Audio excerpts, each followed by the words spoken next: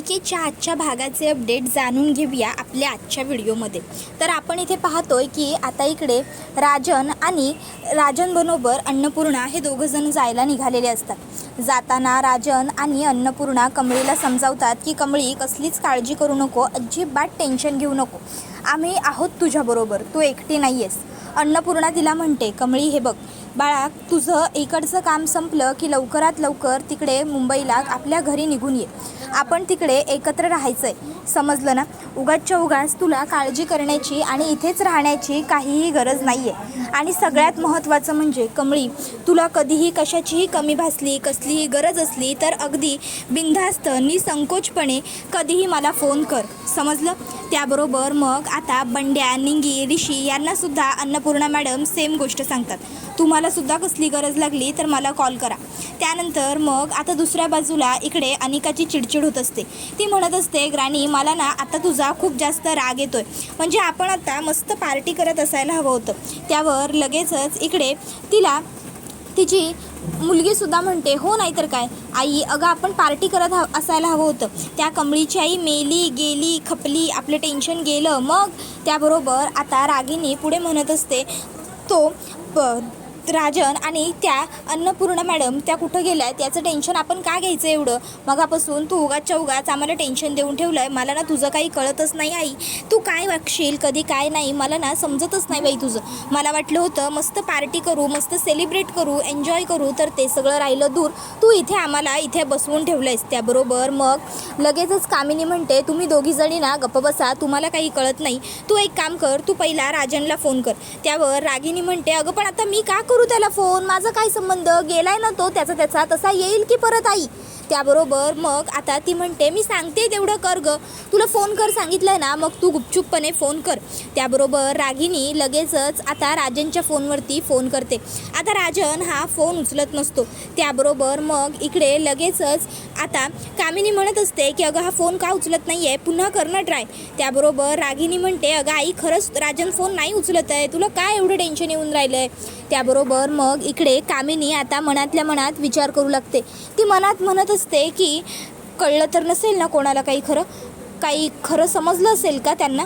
तर दुसऱ्या बाजूला इकडे कमळीला कमळीची आई दिसत असते। ती आई तिला सांगत असते, कमळे आत्तापर्यंत तुझं नाव होतं कमळी सरोज मोहिते, पण आता तुला तुझ्या वडिलांचं नाव कळल्यानंतर तुझं नाव असणार आहे।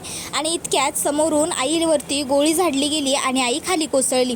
आता ते सगळं कमळीला आठवत असतं आणि त्यानंतर कमळी म्हणत असते की इतकी वरीस माझ्या आईनं मला माझ्या बाचं नाव नाही सांगितलं, आणि आत्ता माझी आई मला माझ्या बाचं नाव सांगणार होती, ते बी ह्या गावकऱ्यांनी प्रश्न विचारलं म्हणून, आणि तवाच कुणीतरी माझ्या आईला गोळी झाडली।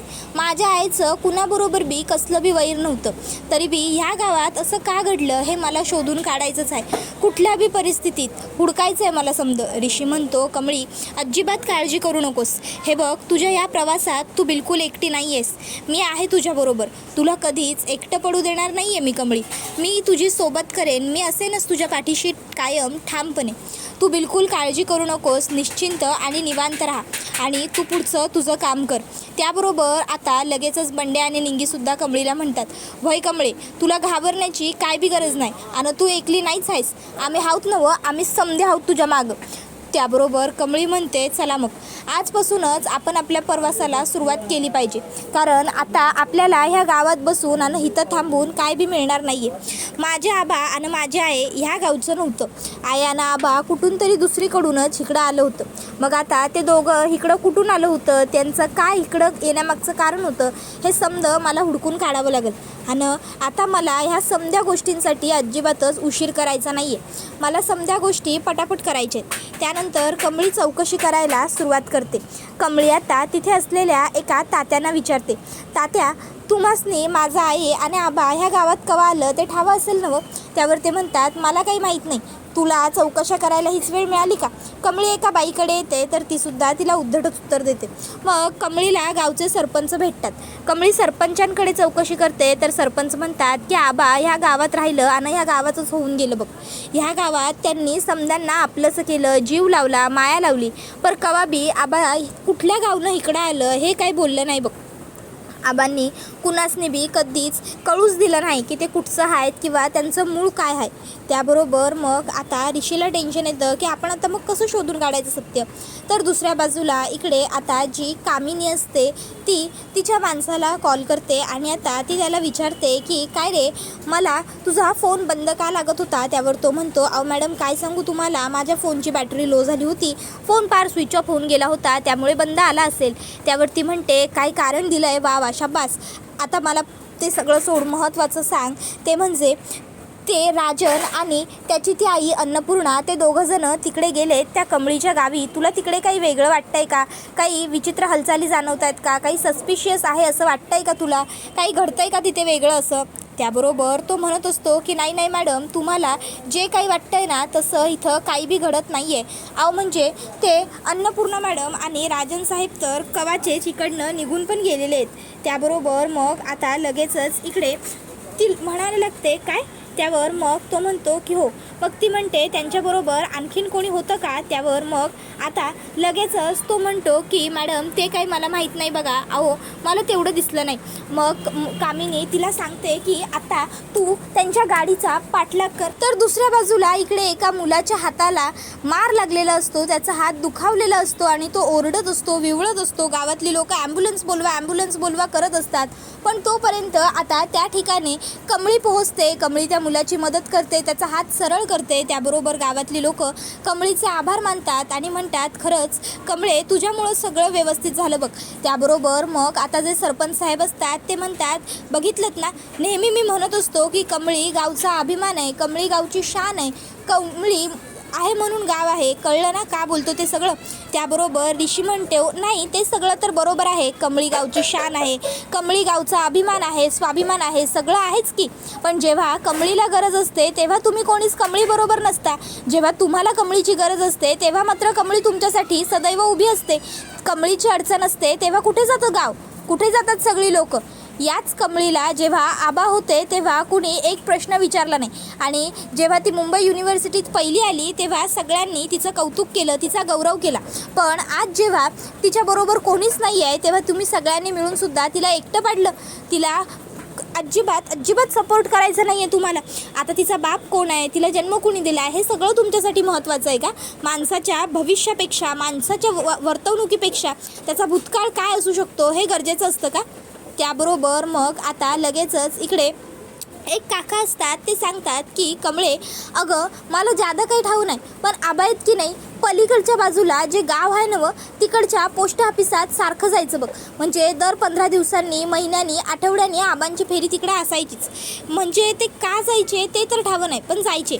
त्यावर मग ऋषी कमळीला म्हणतो, कमळे अजून पोस्ट ऑफिस बंद झालं नसेल, चल आपण जाऊन येऊ.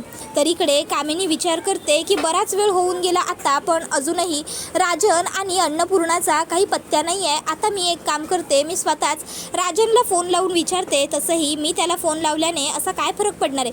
मग आता लगेचच ती राजनला कॉल करते आणि म्हणत असते की राजन काय रे, काय सुरू आहे तिकडे. त्यावर राजन म्हणतो की आम्ही लोक इकडनं कमळीच्या गावावरून निघालोय. त्याबरोबर मग कामिनी म्हणते, तुम्ही दोघंच येत आहे ना.